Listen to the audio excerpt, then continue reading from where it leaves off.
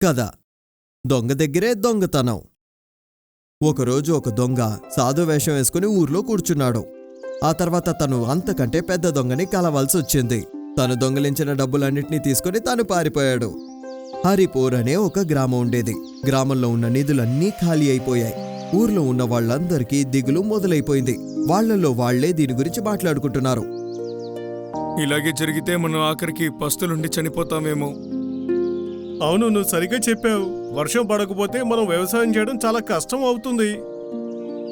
అవునవును, ఎక్కడా ఒక్క చుక్క నీళ్లు కూడా లేవు.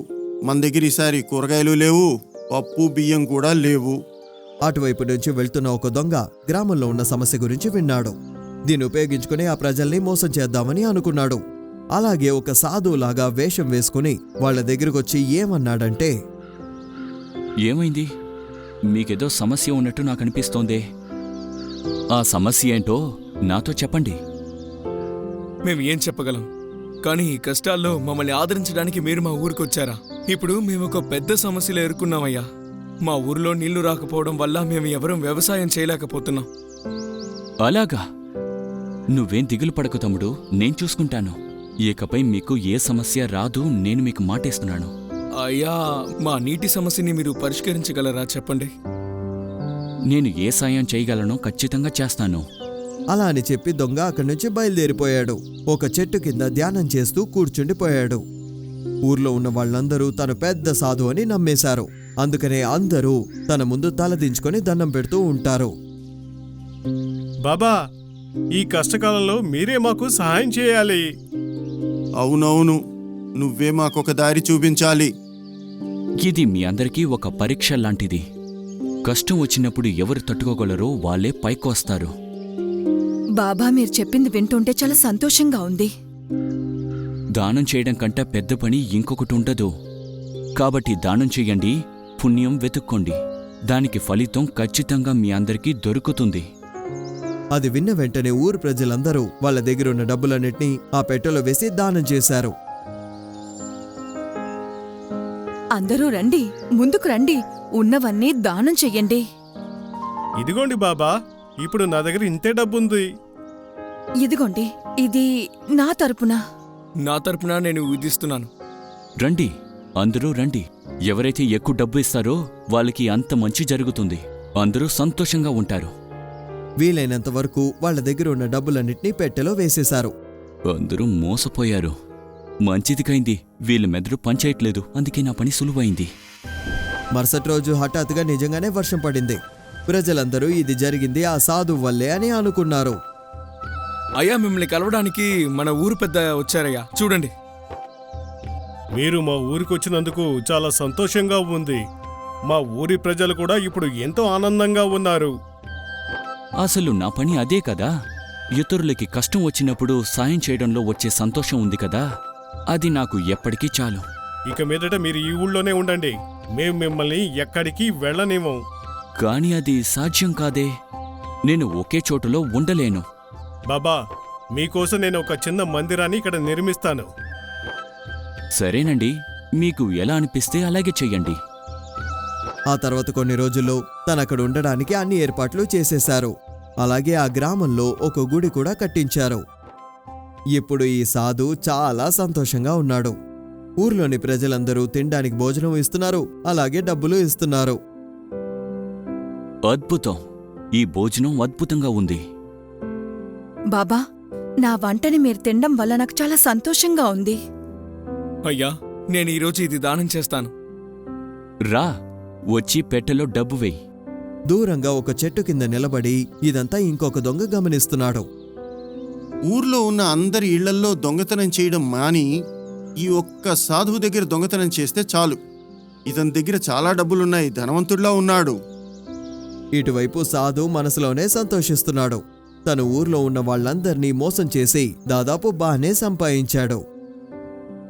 ఆహా, నేను అనుకున్న దానికన్నా ఎక్కువగానే సంపాదించాను. ఇది భలే ఉంది. ఈ పెట్టె నిండిపోయింది. కిటికీ నుంచి ఇంకొక దొంగ ఇదంతా చూస్తూ ఉన్నాడు. ఈ దొంగ సాధు బాగా సంపాదించి ఆ పెట్టెలోనే ఉంచాడని తెలిసింది. అరెరే, ఈ దొంగ సాధువు ఎంత డబ్బుల్ని దాచి ఉంచాడు.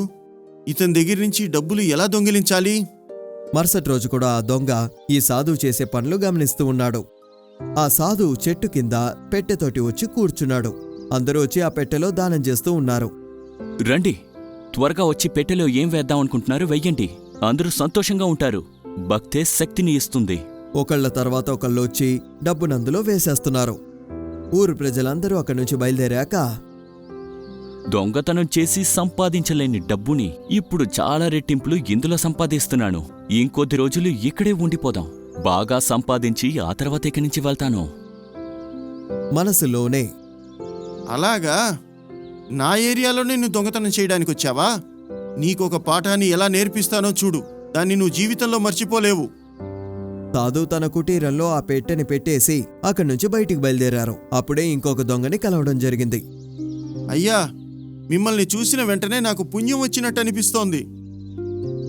ఎవరండి మీరు? చాలాసేపటి నుంచి చూస్తున్నాను, ఇక్కడ ఉన్నారు. అయ్యా, మీకు సేవ చేయడానికి వచ్చాననుకోండి. సేవ చేస్తే నాకు పుణ్యం వస్తుంది. ఒకవేళ దానం చేయడానికి వస్తే త్వరగా చెయ్యండి. నాకు చాలా పనులున్నాయి, నేను వెళ్ళాలి. అవును, దానం చేయడానికే వచ్చాను. ముందు ఇస్తాను, ఆ తర్వాత తీసుకుంటాను. ఏం కొనడానికి వెళ్తున్నారు?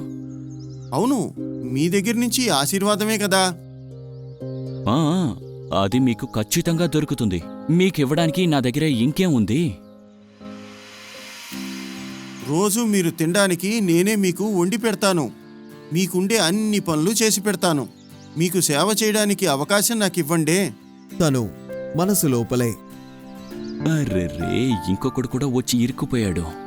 ఇకపై భోజనానికి ఎటువంటి లోటు ఉండదు. వీడే భోజనం చేసి ఇస్తాడు, నా పనులు కూడా చేసి పెడతాడు. సరే, అదృష్టం నా వైపు ఉంది. ఏం ఆలోచిస్తున్నారు స్వామి? ఈరోజే మీరు పని మొదలు పెట్టండి. మీ వల్ల ఏదైతే చేయగలరో అంతా చేసి పెట్టండి. వెళ్ళండి. వంట అద్రిపోవాలంతే. ఖచ్చితంగా చేసి పెడతాను. మీరు ఇంతకు ముందు ఎక్కడా తిన్నటువంటి వంట చేసి పెడతాను. మీరలా చూస్తూ ఉండండి, అంతే. కాసేపటి తర్వాత, ఏంటబ్బా, వంట అయిపోయిందా లేదా? బాగా ఆకలిగా ఉంది. ఇదిగో అయిపోయింది. మీరు వెళ్ళి కూర్చోండి, నేను తీసుకొచ్చేస్తాను. దొంగ సాధువు కోసం భోజనం తీసుకొచ్చాడు. కాని అలాగే కాస్త అందులో నిద్రమందు కలిపేస్తున్నాడు. ఆహా, ఇది చాలనుకుంటా. ఎలాగో ఇది తిని ఆయన పడుకుంటారు. ఇక ఆయన మరుసటి రోజు ఉదయమే కళ్ళు తెరుస్తారు. ఏమైంది తమ్ముడు?